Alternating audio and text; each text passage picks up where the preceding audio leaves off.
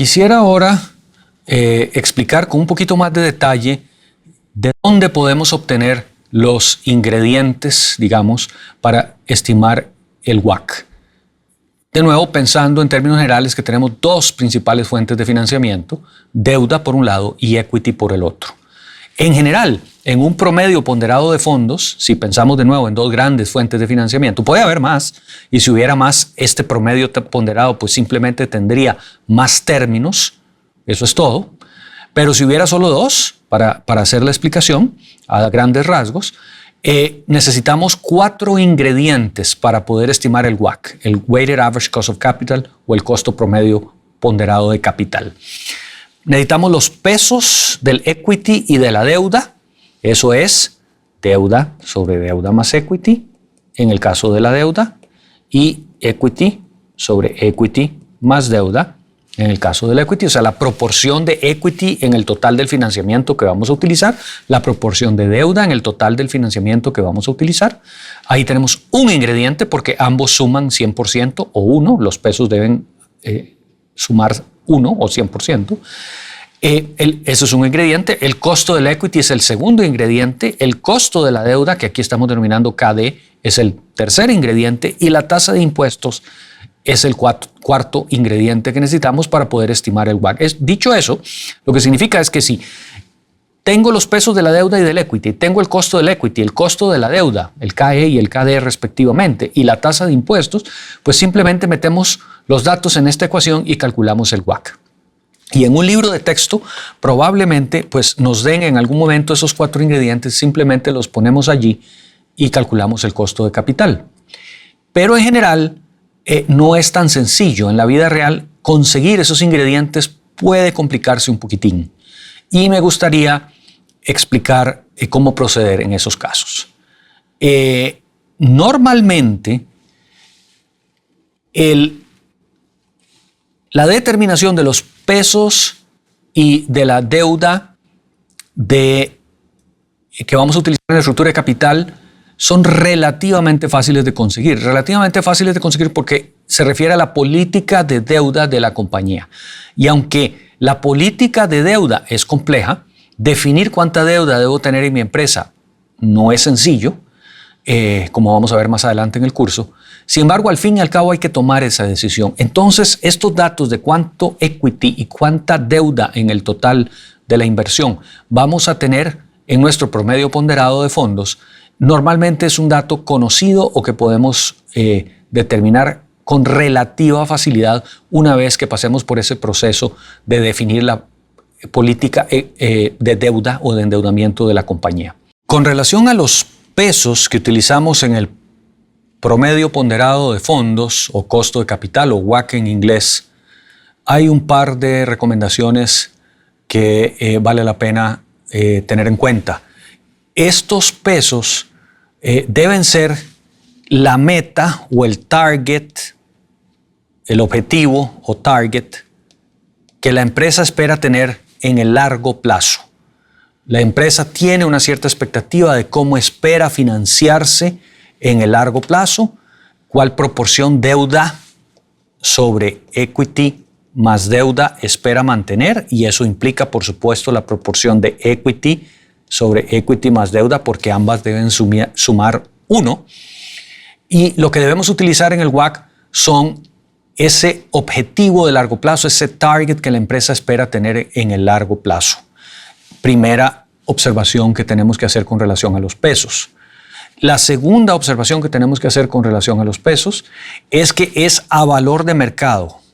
Los pesos, la deuda sobre deuda más equity o el equity sobre equity más deuda, los pesos relativos en esas proporciones que vamos a utilizar en nuestro promedio ponderado de WACC, tienen que ser las proporciones a valor de mercado, porque es a valor de mercado que nosotros vamos a levantar capital para financiar nuestras actividades, nuestros proyectos hacia futuro.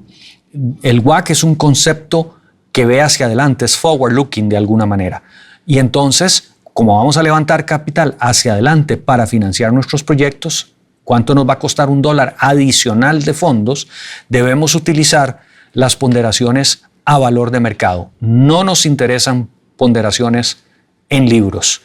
Normalmente, sin embargo, el valor de la deuda de mercado lo podemos aproximar con el valor en libros, o sea, el valor que tenemos registrado en el balance general, porque normalmente el valor registrado en libros de la deuda, su valor contable, y el valor de mercado de la deuda no son muy diferentes. Entonces el valor en libros es un buen proxy, una buena aproximación de su valor de mercado.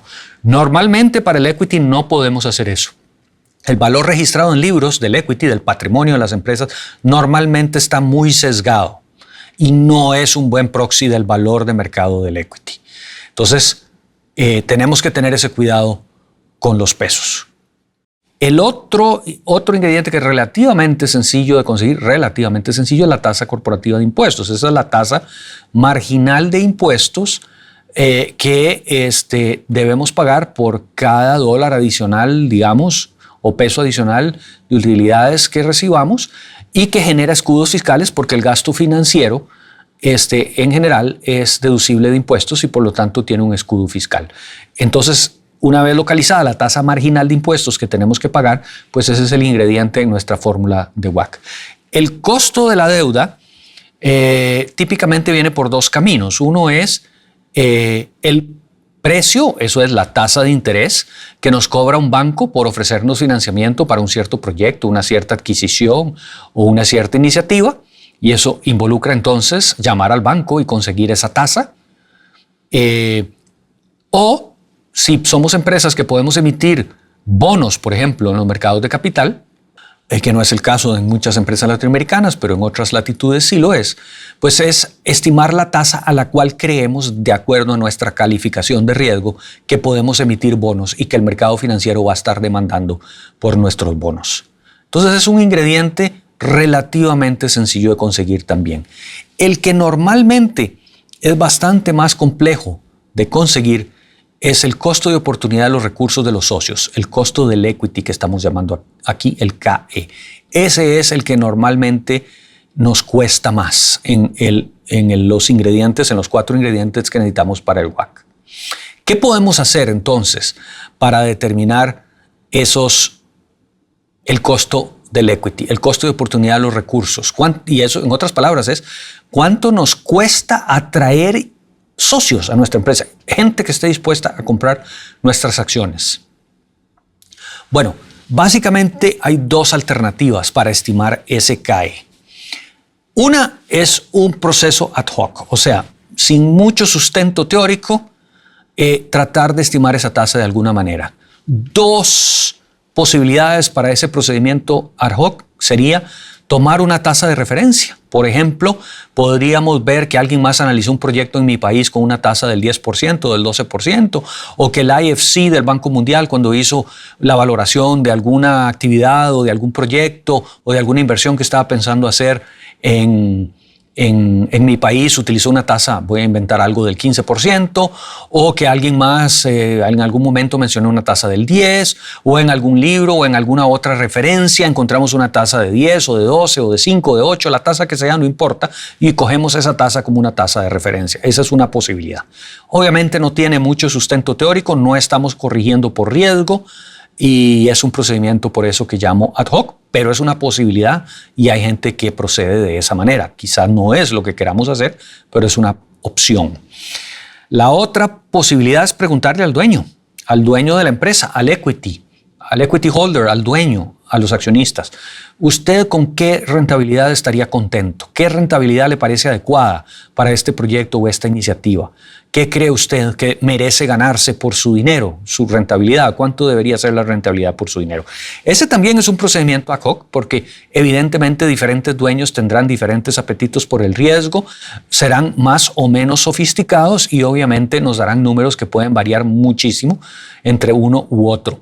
Y de nuevo, por eso es un procedimiento ad hoc que no tiene tal vez mucho sustento teórico detrás, pero es una posibilidad también.